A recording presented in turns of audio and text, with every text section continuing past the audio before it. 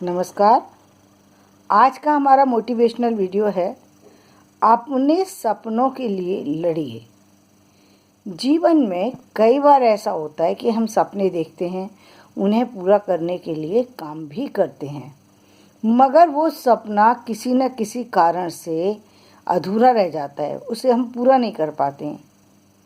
कई बार ऐसी चीज़ें होती हैं, जैसे आप एक सामान्य उदाहरण लें। अब बच्चे कई बार अपने एग्ज़ाम के लिए ट्राई करते हैं, किसी विशेष एग्ज़ाम के लिए ट्राई करते हैं और वो उस एग्ज़ाम में को कंप्लीट नहीं कर पाते हैं।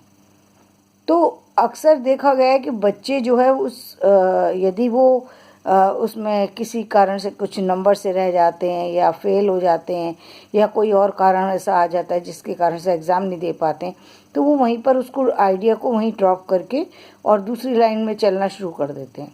अपना स्टडी को वहीं छोड़ देते हैं और अपने दूसरी लाइन पे चले जाते हैं। जबकि एक फोकस बना के चले थे, वो ये सोच कर के चले थे कि हम सीए का एग्ज़ाम देंगे। उन्होंने 12th में सारे सब्जेक्ट उसके अकॉर्डिंग लिए, या उन्होंने आर्मी ज्वाइन करने के लिए सारी तैयारी की, सब कुछ किया। लेकिन बीच में ऐसी स्थिति आ गई कि पेरेंट्स बीमार हो गए। बीच में ऐसी स्थिति आ गई कि जॉब करनी पड़ रही है, अब नहीं है इतनी योग्यता नहीं है कि दोनों चीज़ों को एक साथ संभाल पड़े, इतना टाइम नहीं मिल पा रहा है। तो कई बार बीच में छोड़ देते हैं और फिर दूसरी लाइन में कोई सोचते हैं जो मिल रहा है फ़िलहाल उसी को कर लेते हैं, उसी में फिर कंटिन्यू उसी को ही करते चले जाते हैं, पूरी लाइफ उसमें बर्बाद कर देते हैं। यानी एक सपना लेकर के चले थे, सपना ख़त्म हो गया। सपना ख़त्म कर दिया सिर्फ इसलिए क्योंकि पेरेंट्स की तबीयत ख़राब थी, या कोई ऐसी शादी हो गई, जिम्मेदारी आ गई, या कोई घर में कोई और किसी तरीके की चीज़ हो गई जिसके कारण से छोड़ना पड़ गया। मैं आपको और कहीं का नहीं, मैं अपना ही उदाहरण देती हूँ।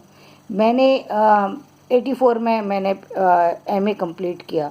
84 में जैसे ही कंप्लीट किया वैसे ही मैंने पीएचडी के लिए अपने अप्लाई कर दिया। उसी समय मैं प्रोफेसर भी बन गई। लेकिन पीएचडी मेरी सारा कुछ काम हो गया, मुझे तुरंत ही मेरा सब्जेक्ट भी पास हो गया, तुरंत मैं पीएचडी मेरी कंप्लीट होने पर थी। मतलब 86 में मेरी पीएचडी कंप्लीट होने पर थी कि अचानक एक ऐसी समस्या आ गई जिसके कारण से मैंने उसको आइडिया को ड्रॉप कर दिया। यानी जब सबमिट होने वाली थी तो मैंने उसे छोड़ दिया। और वो मेरी पीएचडी जो थी वो संस्कृत में थी, और सपना लेकर के मैं बचपन से चल रही थी उस चीज़ का, लेकिन बीच में छोड़ना पड़ा। अब छोड़ने के बाद दूसरे गाइड मिलना मुश्किल है। संस्कृत में गाइड जनरली मिलते नहीं हैं, या फिर आउट ऑफ सिटी मिलते हैं। और संस्कृत एक ऐसा सब्जेक्ट है जिसमें आपको बहुत बार चेकिंग करानी पड़ती है। बहुत सारी सी चीज़ें ऐसी होती हैं जहाँ पर आपको किसी की गाइडेंस की ज़रूरत होती है। फ़िलहाल उस चीज़ को हमने वहीं पे ड्रॉप किया। ड्रॉप करने के बाद सेकंड ऑप्शन था कि यूपीएससी का एग्ज़ाम दें। सोचा कि यूपीएससी का एग्ज़ाम दे देते हैं। तैयारी करी, सब कुछ किया। फादर ने फॉर्म ही फाड़ दिया कि नहीं, अब एग्ज़ाम नहीं देना, छोड़ दिया। फिर वापस से मुझे तो करना था पीएचडी, अब कैसे करें? अब संस्कृत में हो नहीं सकती, ये यूपीएससी का भी एग्ज़ाम नहीं हो सकता, ना पीएचडी हो सकती है। अब क्या करें? फिर पीएचडी के लिए फिर वापस से हिंदी से एमए किया। जब हिंदी से एमए के लिए जैसे ही फॉर्म भरा, उसी समय शादी हो गई। अब क्या करें? अब शादी के बाद घर वालों को पसंद नहीं है, किसी को भी ये पसंद नहीं कि हम स्टडी भी करें। स्टडी के लिए कोई किसी तरीके का सपोर्ट नहीं है, ना बुक्स है, ना फैमिली का सपोर्ट है, कुछ नहीं है। लास्ट के 1 मंथ स्टडी करके हमने एग्ज़ाम दिए और क्लियर कर गए। उसके बाद भी फिर किसी तरीके से करके हमारी ठीक ठाक वो भी हो गई। अब फिर पीएचडी करने के लिए सोचा कि पीएचडी के चलो, अब फिर पीएचडी के लिए करते हैं अप्लाई।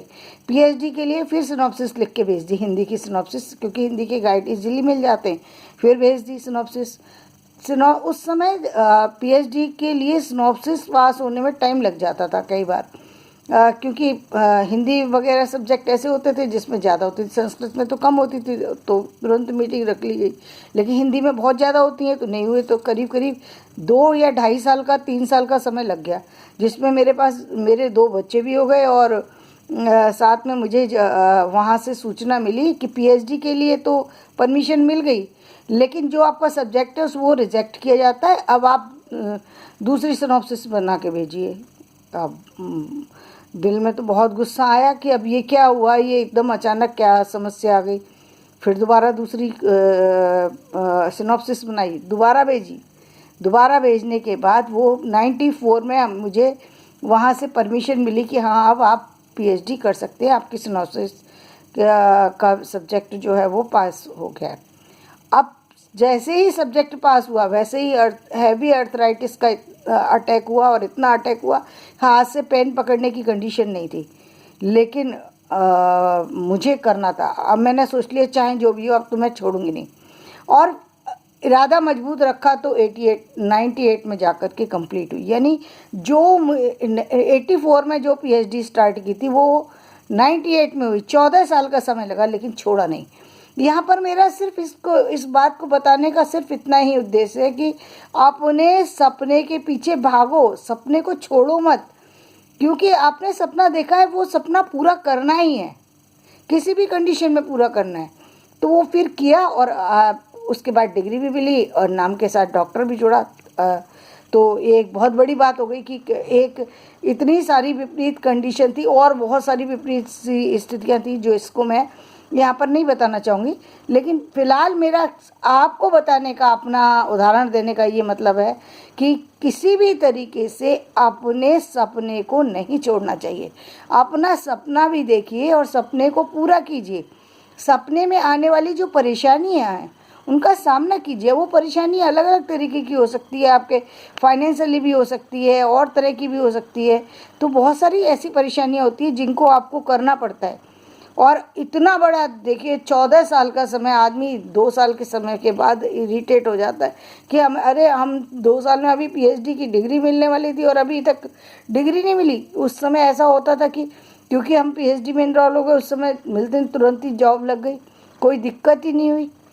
तो एक चीज़ें होती हैं कि समय के साथ हो जाती हैं, और लेकिन जो चीज़ें आप लेकर के चले उस सपने को तोड़िए मत, अपने सपने को जगाइए, बल्कि उसको बढ़ाइए, आगे लेकर के जाइए, उसमें आगे कुछ कीजिए। तो ये जीवन है, इस जीवन में आप रुकिए मत, अपने जीवन को, अपने सपनों को अपने तरीके से देखिए और उसमें आगे बढ़िए और उसमें अपनी सफलता हासिल कीजिए। तो धन्यवाद। आज का वीडियो मैं यहीं समाप्त करती हूँ। यदि मेरा वीडियो पसंद आया हो तो इसे लाइक करें, शेयर करें और सब्सक्राइब करें। धन्यवाद।